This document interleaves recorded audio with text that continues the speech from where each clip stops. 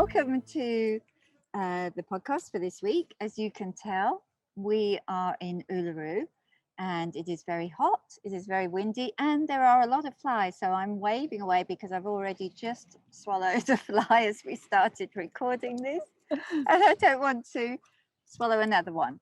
So welcome to the podcast for this week. Welcome, Deni. Thank you. We would normally record this on a Monday. We didn't record yesterday because we were traveling out here, and we thought it would be much more a lot more beautiful to have the rock in the background while we record the energy of the week, and probably a little bit about why we're out here as well. Absolutely. Fiona and I both woke up this morning and went in different directions, and Fiona went and watched the sun come up over Uluru, and I headed the other direction and saw the moon setting this morning over Katajuta.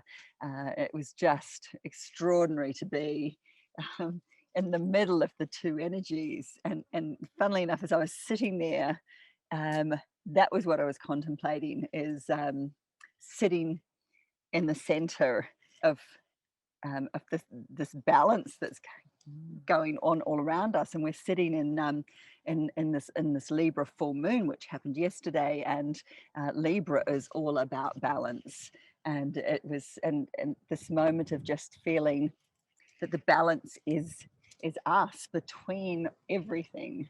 Really, the balance is the in between, or the point that we hit Earth. And there was something just so beautiful about that realization this morning as I looked at the sun and the moon and Katajuta and Uluru. It was just extraordinary. Yeah, and I think I had a beautiful moment too, where I was standing on a viewing platform and I realized that the sun was coming up in one direction and the moon was setting over Katajuta in the other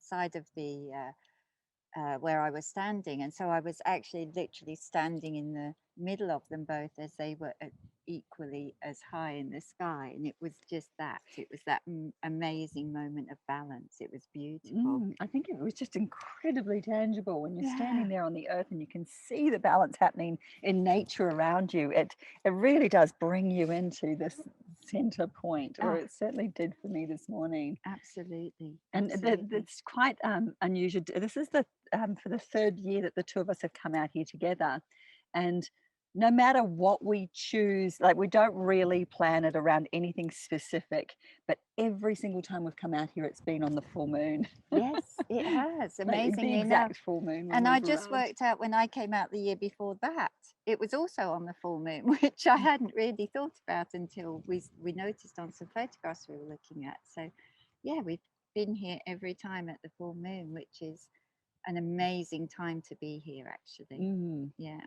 And the other things, I mean, we're right at the end of March, and we will be doing our April forecast next week. We won't really touch on that today, because today really feels like the wrapping up of March, and it does feel like a lot of what we've talked about during our other weeks are coming to a culmination this week. So really, that there is this energy of endings and beginnings, which I remember we talked about at the beginning of March.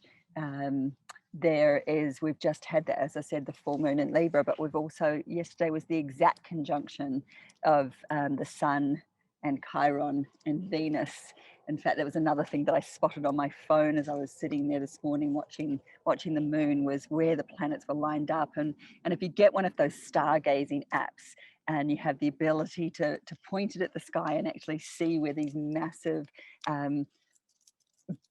planets are in the sky above us, it's extraordinary the energy that can bring to you when you know exactly where the placement is. Oh, absolutely. Yeah. And that energy is all about this moment, and there was something in that moment, Fee, between the balance and being in the center of it all. And it's almost like being the calm within the storm, because as we've spoken about last week, there's so much around communication, and there's a lot going on with Mars and Gemini at the moment, and there may be quite a bit of tense moments going on. Certainly there seems to be a lot of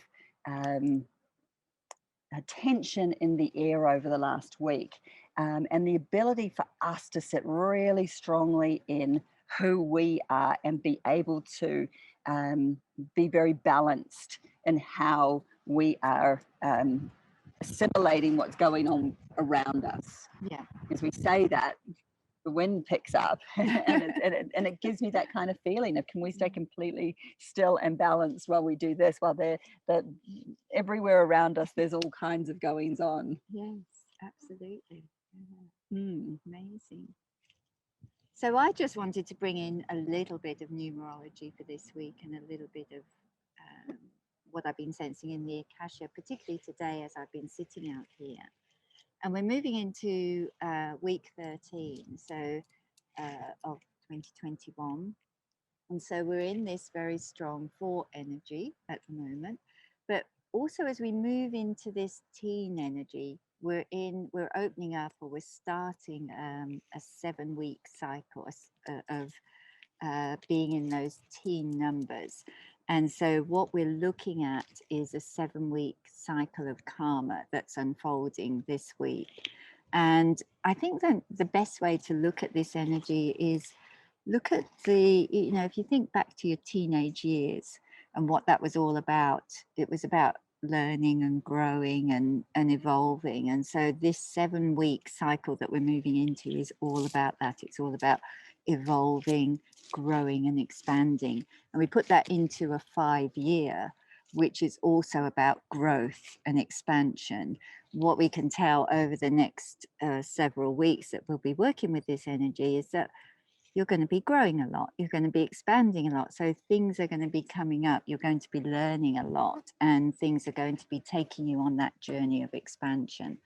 So it's likely that the next 7 weeks are going to run this sort of thread underneath the energies of each week.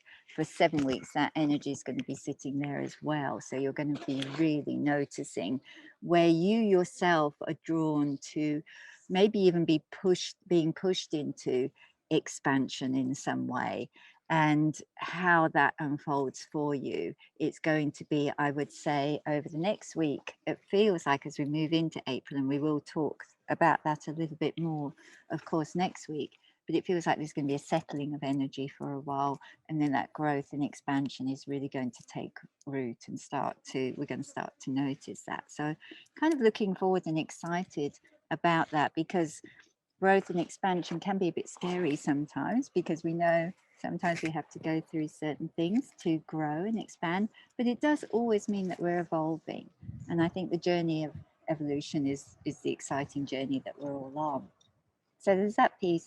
And then when I was sitting up at the lookout today, just connecting with the land and looking at Uluru and feeling into the energies of this week, it was all actually, there was a lot of sort of calm and peaceful energy, like almost like the energies that we've been going through, which have been incredibly strong and powerful over the last few weeks. It almost feels as if we're moving into, particularly in the latter part of this week, that all settling down for a little while.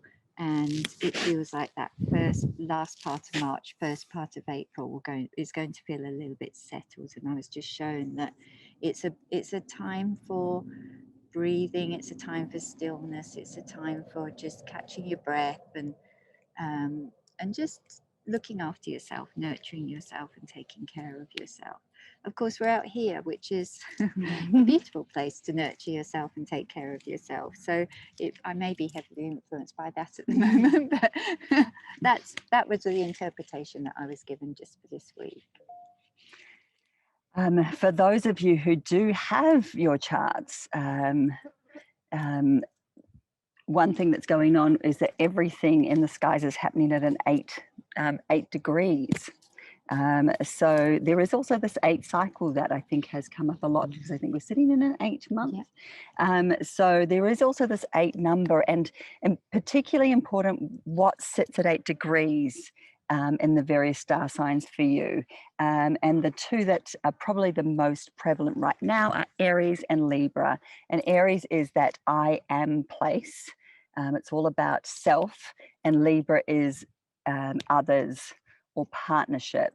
And with the yesterday, the moon was sitting at 8 degrees, and the sun and Venus and Chiron were all sitting at 8 degrees in Aries. Just again, that balance point, but looking at what might sit in those points or closest to those points in your actual chart will maybe give you an idea on what you need to concentrate on at the moment. We also have Mercury in exact conjunction with Neptune, and that's like this gateway to our intuition. Mercury is the planet of communication, and it's sitting like right on the mystic, and so it's like this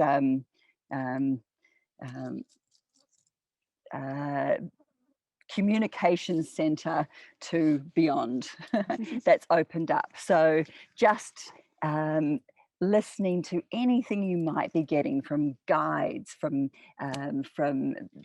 ancestors that have passed over. The veils are very, very thin, and if you open yourself up to it, I'm sure that there's lots of messages that are coming in and that are there if you're open to listening and open to hearing the messages from another realm, maybe. Beautiful. Amazing. Yeah. And certainly being out here, Faye, it's just once you get away from the noise of the city, everything becomes easier to hear and to see. You can certainly hear the flies more easily, that's for sure. Yeah, I nearly did it again. Sorry, I'm going to have to put my hands up. Yeah, so, I mean, we should talk a little bit about why we're out here, because this is, as Deni said, our third trip together out here, and we run retreats out at Uluru and other parts of Australia. And we're here at the moment because we've been invited to go into conversation with the local people here around some things that we would like to sort of bring into these retreats. So it's a really special time for us to actually have had this invitation, and we feel very honored about that.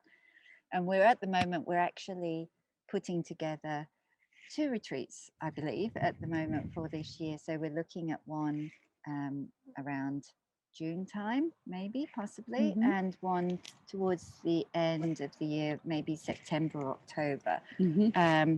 And there'll be different retreats, very different retreats, and we will be sending out some information around that. But the whole idea or the concept that we like to work with is we love to come out to these powerful sacred sites to connect with the land, to connect with the people, and most of all to connect with ourselves as well, to just bring ourselves into that place of stillness where you can really where whatever you need to work through at that particular time you can allow the space for it to rise and to surface. And so, you know, I think it would be nice if maybe you could give some of the interpretation around what coming on retreat with us is, what that means. Yeah, and the word that I always get, particularly out here with the Rainbow Bridge that we're sitting at right here, is that word bridge. Yes. And it really does feel that that what we do is bridge one time and another time, and that's within the people that we meet and travel with, within ourselves. But there's this bridge that is happening, and there's a few of us that are really called to be that bridge between cultures, between ideas, between beliefs, bridging to bring people closer, and that bridge to land. Like the one thing that I've noticed whenever I meet with the local people, the Ananu here, is how at one they are with the land. It's not an us and them, it's a oneness. And to be able to bring people here as an act as a bridge to get more into that understanding that we're part of this cycle, hopefully for me as an intention, will bring people more in touch with the planet, and they're more in touch with how we treat her, and therefore how we're actually treating ourselves. It's at the bottom or the core of everything, because where are we without the planet that we live in? And it seems to me that as a humankind, and I don't think everyone, because I think that the indigenous cultures really do understand this, but we in the Western world have really lost that we're part of the cycle rather than the controlling piece of the cycle. That's just a part of my intention in bringing people out here, is that bridge piece. And I think I just to sort of no, absolutely. I think every time I've come out, and every time we do this work, and even when we've just come out on our own without bringing anyone out here, I feel that connection deepening. It deepens every time. So you just become more and more connected to the earth. And I can already feel now myself. It's not as if I'm trying to connect to the earth anymore. It's more almost as if I am part of the earth, or I'm becoming. I would rather say I'm becoming part of the earth now. Yeah, it becomes less of a thought. Yes. And more it's just a feeling. I mean, there's definitely, and I know Fia's, even as we were flying in, that sense of going home, and being here. And strangely enough, the first time that I did come to Uluru, and you're in, there is that the township Yalara, and that felt so outback to me. And now it's just like, oh no, get me out of here. I just need to be even further away from anything that is man-made. It was very difficult our first day here because we didn't have a car, and so we had to stay in the resort and be a tourist, and it was incredibly the opposite of what we actually want to do when we're out here. So that has been tough. But for the next few days, we're going to be traveling. We're going to be going up to Alice Springs, and we're going to be visiting a few more places to explore what may be possible for our next retreat. So we will definitely keep you posted on that journey. And we might even dive in with another little podcast around that while we're here. Yeah, but the exciting part really that I'd love to just speak to is an opportunity to go on country, where you have to be invited by the original owners of the land. So you're going on land that we're not allowed to go unless we get invited to, and being out there with very little. So it's not for the faint-hearted, because we're just on the ground. There's no amenities. There's tents, but walking with these people that have lived like this for thousands and thousands of years, and them sharing some of that knowledge with us, I'm just so humbled that we are going to get the opportunity to share this with some people. Yes, and to visit their homeland. I mean, the invitation itself is such an honor, to know that, the people that we want to bring out ourselves are the people that they want to come out and visit their homeland. They want people to come who are open to listening. They want people to come who are looking for that experience, to open up to themselves, to learn about themselves, and to learn from these very wise elders as well. So, it's an amazing opportunity. There was when we were speaking yesterday to a few of the Ananu from here, and there was something that they said that we've spoken about show, or being able to learn about who you really are. And that was such a beautiful and deep statement to hear from someone who is here on this land all the time and doesn't have that distraction, that everyday distraction that we do. Yeah, that's right. So it's very exciting, and we will definitely be speaking more about it, and you'll be hearing more about it. But if you want more information, please drop us a line and let us know if you're interested in these retreats. They do have limited spaces, of course. So if it's something that you're interested in, or you're feeling called to, I think that's the key thing. If you're feeling called to that invitation, then let us know, drop us a line, and we will certainly keep you updated with the dates and everything else. Absolutely. So Well, I haven't managed to swallow another fly. That was good. So I think it's a good time to stop. And the two of us are now driving to Katajuta, where we've been told there's been this enormous explosion of flowers and life because of the water that they've had out here, which they've been in drought for a couple of years. So the amount that they've been getting over this last year has just been extraordinary. Yeah, and I think we were last out in November, and there was a tiny bit of water there then. But this is going to be really exciting to see it today in a completely different way. So we'll see you all next week. Next Monday, we'll be back in Sydney, and we'll be back with the energies for April. Thanks for joining us. Thank you. Bye.